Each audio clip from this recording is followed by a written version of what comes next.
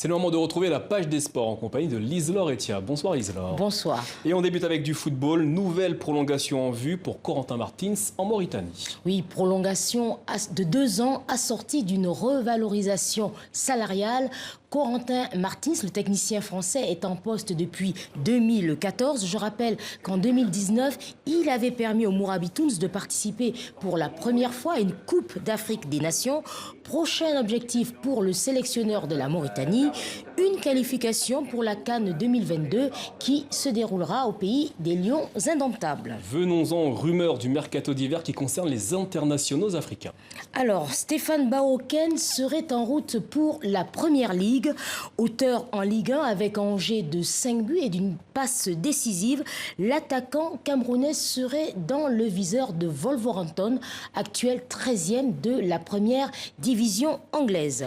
Autre attaquant qui, lui, quitterait l'Angleterre, l'Algérien Islam Slimani.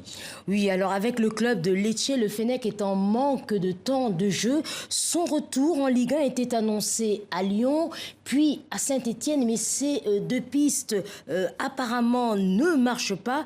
La presse sportive aujourd'hui parle d'un départ vers l'Arabie Saoudite dans le club d'Al-Shabab.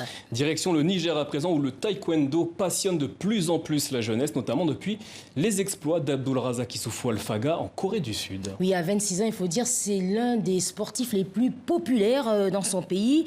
À son actif, 2 titres. Un de champion du monde et un autre de vice-champion olympique remporté à Rio en 2016. En fin d'année, Abdulrazak Issoufou Alfaga a passé quelques jours à Niamey. Vous allez voir, son ambition est grande.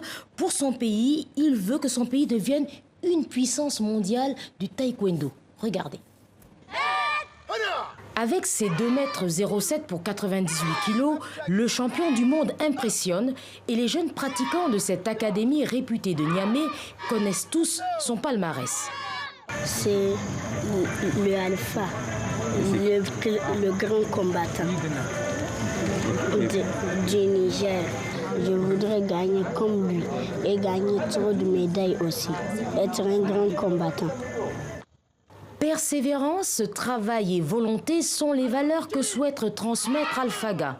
L'enfant bagarreur s'est taillé sur les tatamis une solide réputation.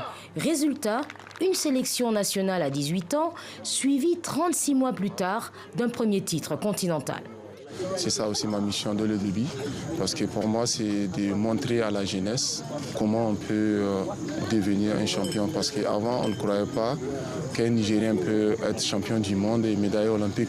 La carrière d'Alfaga a pourtant failli s'arrêter quelques années plus tôt à la suite du décès d'un cousin.